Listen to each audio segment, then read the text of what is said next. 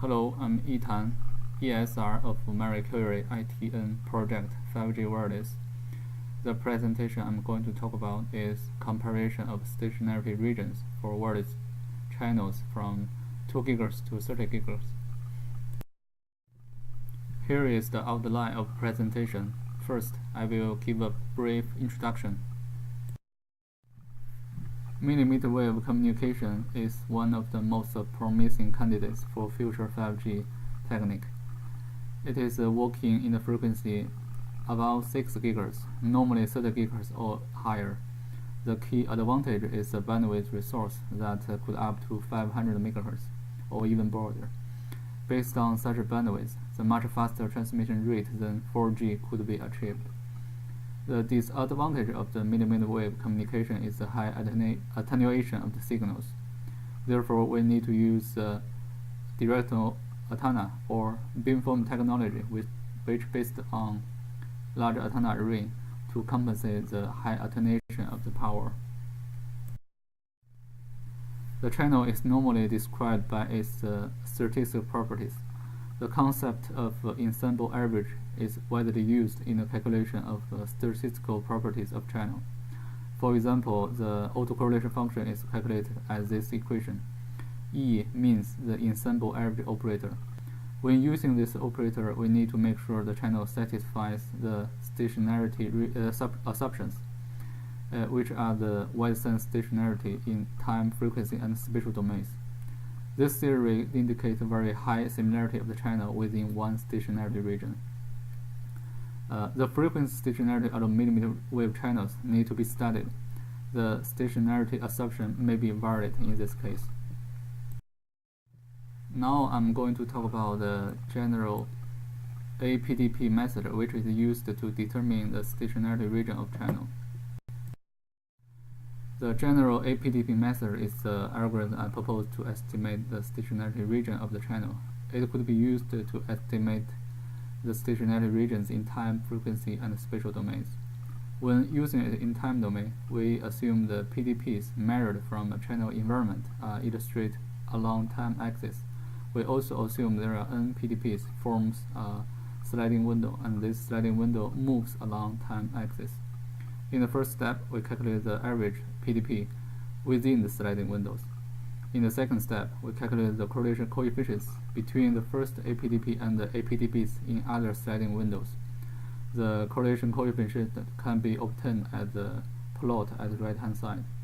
In the third step, we decide a threshold, and we say, for the correlation coefficients above this threshold, we consider the sliding window is moving inside the stationarity region, otherwise outside the stationarity region.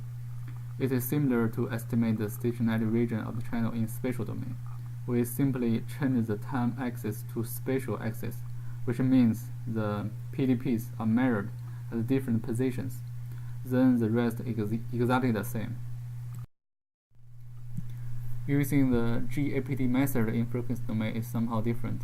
Regarding the channel environment, they normally belong to 1x1 channel or n/1 channel. So for the data of a 1x1 channel environment, we can simply assume the transfer function, which are the Fourier transformation of impulse responses, are illustrated along time axis. And for the data of n/1 channel environment, we can simply assume the transfer functions are illustrated along spatial axis. In the calculation, for the first step, we average the power of n transfer functions as APTF, and those n transfer functions should be within one stationarity region of time. Then we assume there is a sliding window consisting of m frequency points as 1 sub APTF, and we can move the sliding window along frequency axis in the figure at the left-hand side. Similarly, the correlation coefficients between the first sub-APTF and the other sub-APTFs can be calculated, and we can get the correlation coefficients like the plot at the right-hand side. In the end, after we decide the threshold, the frequency stationarity region can be acquired in the same manner. In the next part, I will show some results about the stationarity study of channel environment. There is a channel measurement performed in the basement at 3 frequency bands, which are 2 to 4 GHz, 14 to 16 GHz, and 28 to 30 GHz. The bandwidth of the channels are all 2 GHz. Such measurement enable us to compare the stationarity regions of the channel in below 6 GHz and millimeter frequency ranges.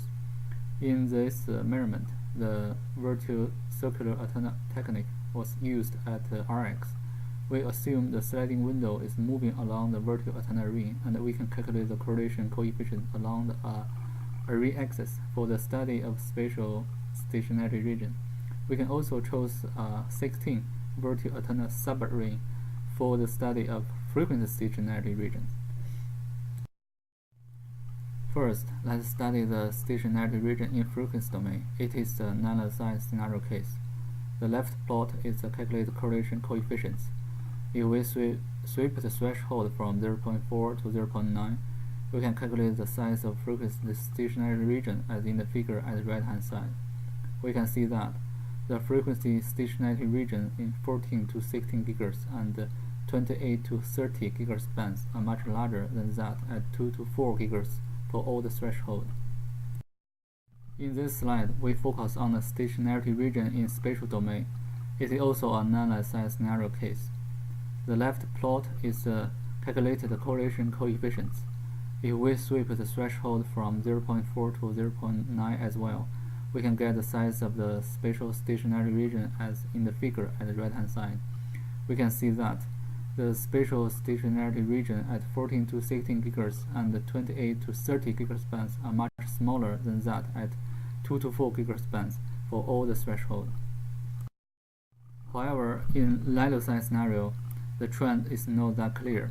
We can see the correlation coefficients in 14 and 16 GHz bands and 28 to 30 GHz bands are very close to each other. It's hard to tell which has a larger stationarity region. The reason could be that the attenuation per meter of the millimeter wave signals increases dramatically as the frequency goes higher. The light side component becomes more dominant in the measured channel impulse responses at higher frequencies. Therefore, the correlation coefficients are mainly a reflection of the light side component itself. Here we come to the last part, the conclusion. In general, those results are expected.